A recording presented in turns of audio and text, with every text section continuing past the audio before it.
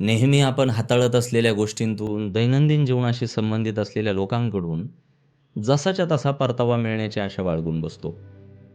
उदाहरणार्थ मी जर चांगला वागलो असेन, माझ्याकडून जर काळजी घेतली गेली असेल, तर मलाही चांगलीच वागणूक मिळायला हवी. समोरच्यानेही काळजी घ्यायला हवी असं आपल्याला वाटत राहतं. आणि तसं वाटणं स्वाभाविक पण आहे म्हणा, पण वास्तवात जेव्हा तसं घडताना आपल्याला दिसत नाही, तेव्हा मात्र आशाभंग होतो आणि त्यानंतर उरते फक्त अस्वस्थता. पुन्हा पुन्हा ह्या अस्वस्थतेला बळी न पडता मुक्तपणे आयुष्य जगायचं असेल, तर तुम्हाला आशेचा गळा घोटावा लागेल. कारण ज्याला कशातूनही, कोणाकडूनही कसलीही, कोणतीही आशा नाही, तो पूजनीय झाला आणि ज्यानं आशाबद्ध जीवन निवडलं, तो जगाचा दास झाला.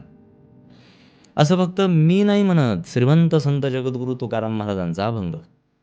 आशाबद्ध तो जगाचा दास, पूज्य तो उदास सर्वजना. विदाऊट एक्सपेक्टेशन्स, आशारहित जीवन हीच आनंदी आयुष्याची गुरुकिल्ली आहे.